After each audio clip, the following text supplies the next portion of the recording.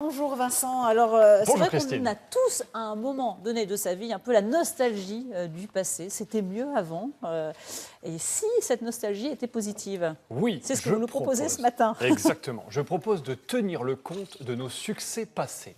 Je m'explique. Encore faut-il qu'il y en ait eu. Oui, souvent, si on cherche bien, vous me taquinez, hein, Christine. Je vous taquine. Non, si on cherche bien, il y a toujours des bons scores qu'on a fait à un moment donné, des bonnes statistiques. On a forcément réussi des choses. On a forcément réussi des choses, mais des fois on l'oublie. Et c'est justement sur ce quoi je voudrais insister, que le fait de se souvenir de ses succès passés renforce le comportement au fait de réussir à venir. Exactement. Est-ce que vous jouiez aux billes quand vous étiez petite ? Oui, aux osselets. Aux osselets, par exemple, voilà. Eh bien, peut-être que vous aviez des stats. Il y en a qui faisaient du jeu vidéo, par exemple. Alors, je rigole parce qu'il y a Marie-Agnès qui est en jouait avec dans vous, l'oreillette, qui me dit ça fait 1912 les osselets. Oui, merci, je me Marie. souviens quand j'étais... Sacrée Christine. Bon, alors, par exemple, on parlait du sport tout à l'heure avec le tennis. Eh bien, régulièrement, les enfants font leur petite stat du sport. C'est toujours le même principe. On a envie d'améliorer notre marque si on a justement mis nos marques. Et ça marche dans tous les domaines de vie, pas qu'au niveau sportif. On peut trouver les indicateurs qui sont en lien avec nos objectifs.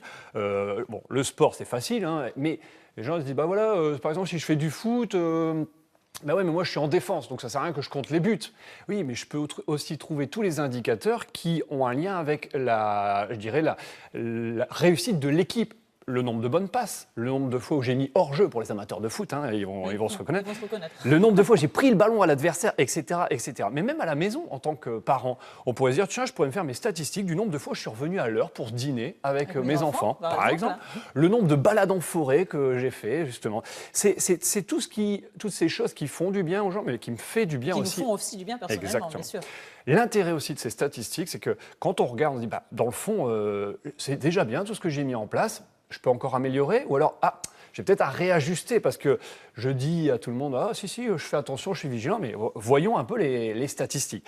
Et justement, je propose de placer ces résultats bien en évidence. Sur la porte du frigidaire. Par exemple, parce que quand les gens vont dire, ouais, papa, t'es jamais là au repas, hop, on va regarder, on regarde, et on fait le compte, regarde, j'étais là, et ça met de la conscience, et puis nous-mêmes, on se dit, bon, ok, j'y étais vigilant, la preuve, j'ai des résultats. Mais je peux encore faire mieux. On peut toujours s'améliorer. Donc en fait, l'idée, c'est que ça nous motive aussi pour continuer dans cette voie. Le but, c'est vraiment de se motiver. Et peut-être que si vous souhaitez, Christine, devenir championne du monde d'osselets, c'est maintenant. Il faut se refaire les statistiques. J'aurais dû l'éviter, bah oui, non, mais ça, je le retiendrai. Alors, je termine par une petite citation, parce que je sais que les citations vous ont manqué à vous, Christine. Ça revient à la mode, les osselets. Non, mais vous n'avez pas à vous justifier, Christine. Alors, citation de M. Charles Conrad qui dit « Si vous voulez davantage d'une chose, il vous faut commencer à la mesurer ». Eh bien, on va méditer sur ça jusqu'à la semaine prochaine, et vive Vincent. Les osselets. Voilà. Merci, Vincent, pour tous ces bons conseils.